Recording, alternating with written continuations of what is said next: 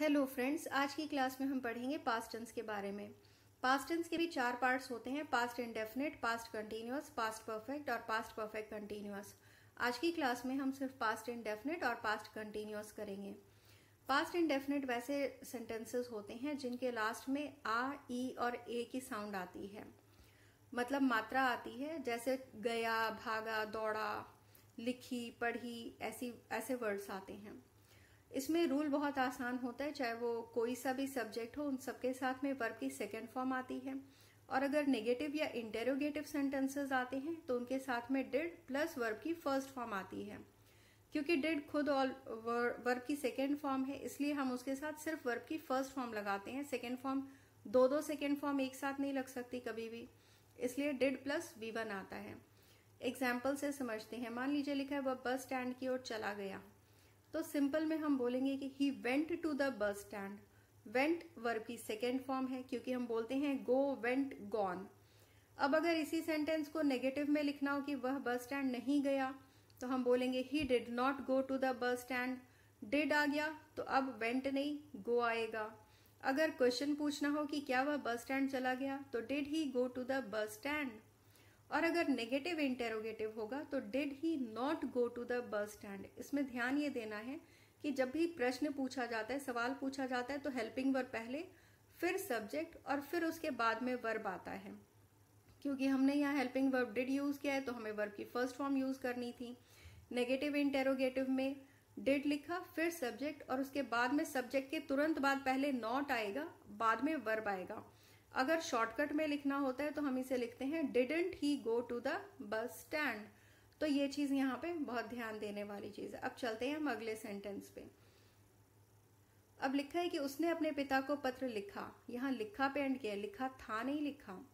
तो सिंपल में हम इसे बोलेंगे she wrote a letter to her father.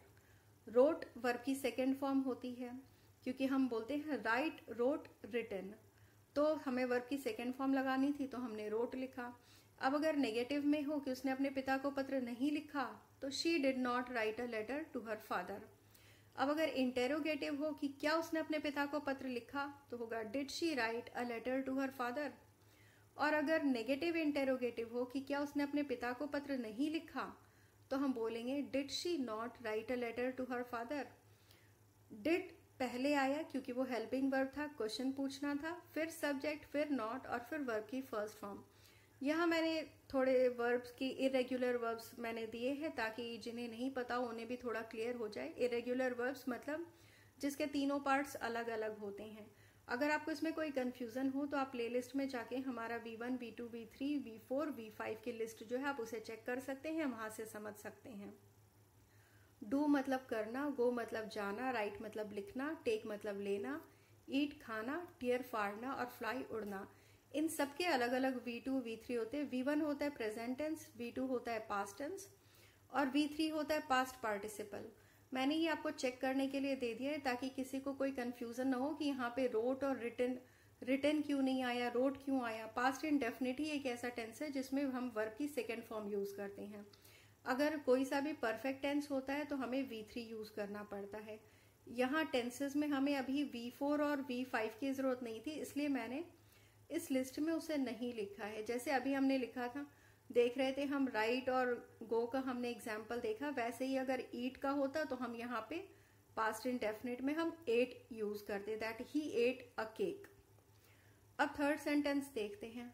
इसमें है उसने रीता को 100 रुपए उधार दिए। तो he lent 100 rupees to Rita. Lent मतलब होता है उधार देना।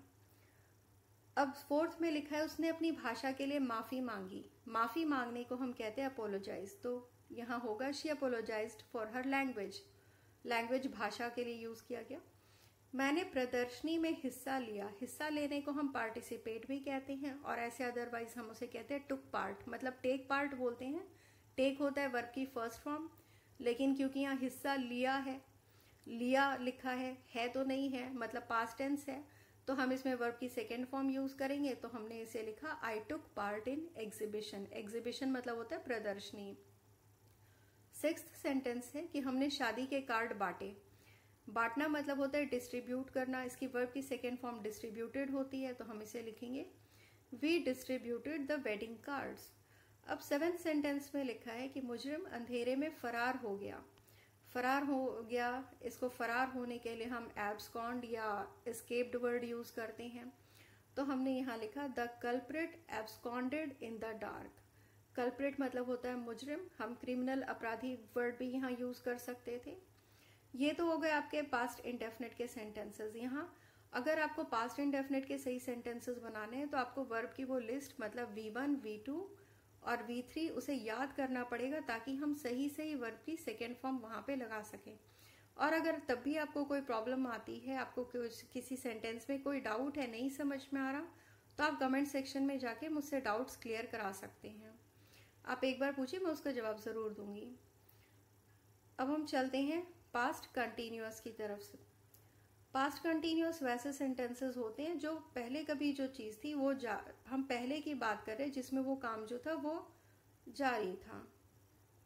ये वो सेंटेंसेस होते हैं जिनके लास्ट में रहा था, रही थी, रहे थे जैसे वर्ड्स आते हैं।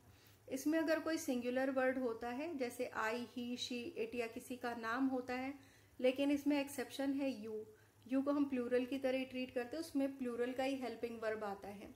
तो अगर कोई सिंगुलर होता है तो हम लगाते हैं वॉज प्लस वर्ब की फर्स्ट फॉर्म के साथ आईएनजी आता है।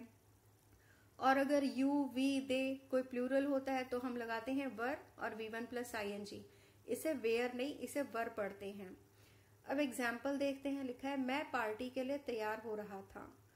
पार्टी के लिए तैयार होना मतलब रेडी होना, तो हम सिंपल में बोलेंगे I was getting ready for the party.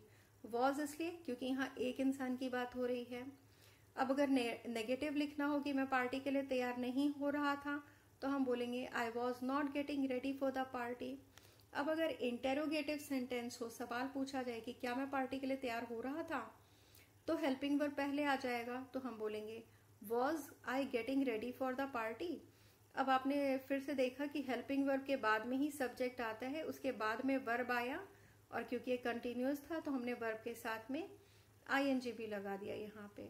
लेकिन अगर यही सेंटेंस हमें नेगेटिव इंटेरोगेटिव मतलब नहीं भी हो और साथ में सवाल भी हो, पूछना हो कि क्या मैं पार्टी के लिए तैयार नहीं हो रहा था, तो हम बोलेंगे was I not getting ready for the party.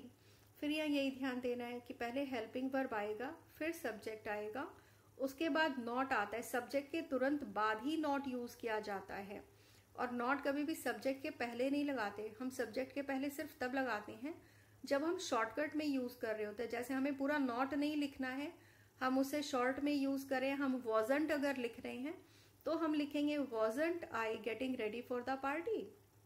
Otherwise हम सिर्फ was I getting ready for the party ही लिखेंगे, या was I not getting ready for the party. अब सेकेंड सेंटेंस में है वे दोनों कंप्यूटर का संचालन कर रहे थे।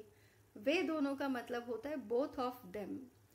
इसे लोग दे बोथ भी लिखते हैं, पर हमने यहाँ बोथ ऑफ देम जो ग्रामेटिकली बिल्कुल करेक्ट है वो लिखा है। Both of them were operating a computer. Operate करना मतलब होता है संचालन करना, मतलब कंप्यूटर चलाना। तो हमने यहाँ क्योंकि वो दो लोग थे, एक से ज्यादा थे, तो हमने हेल्पिंग वर्ब वर का यूज किया, WERE वर, और फिर V1 प्लस ING लगाया। थर्ड सेंटेंस में लिखा है कि जज मामले की सुनवाई कर रहे थे। यहाँ ये ध्यान देना है कि रहे थे हमने रेस्पेक्ट के लिए लगाया है, जज ऊंची पोस्ट है, रहा था नहीं लिखेंगे, रहे थे लिखा है। तो लेकिन ये इंसान एक ही है, तो हमने लिखा द जज वॉज हियरिंग द केस। यहाँ वर नहीं लिखेंगे, ये रहे थे इसलिए वर नहीं आएगा, क्योंकि एक इंसान की बात है तो हम वॉज ही लिखेंगे। फोर्थ सेंटेंस में लिखा है कि दुश्मन अपना बचाव कर रहा था। अपना बचाव करने को बोलते हैं डिफेंड करना। तो अब यहाँ भी एक सिंगल इंसान की बात हो रही है, तो मतलब अब चाहे वो कलेक्टिव नाउन हो तो भी हम एक ही यूनिट उसको मानते हैं। तो हमने लिखा the enemy was defending himself. Fifth sentence है वह फर्श को पोंछ रही थी। पोंछने को मॉपिंग कहते हैं। तो अब क्योंकि यहाँ एक लड़की या औरत की बात हो रही है तो हो गया she was mopping the floor. Sixth sentence में है कि वे घर का काम कर रहे थे। घर का काम जो है उसे हम हाउस होल्ड चोर्स बोलते हैं। तो अब वे मतलब ज्यादा लोग हैं तो हमने लिखा दे। अब क्योंकि वो प्लूरल वर्ड है तो they were doing household chores. Seventh sentence है कि मूसलाधार बारिश हो रही थी। मतलब मूसलाधार मतलब बहुत तेज बारिश हो रही थी, उसे इंग्लिश में कहते हैं रेनिंग कैट्स एंड डॉग्स। तो हम बोलेंगे it was raining cats and dogs. उम्मीद है आपको ये वीडियो पसंद आएगी। अगर पसंद आए तो प्लीज़ इसे लाइक, शेयर और सब्सक्राइब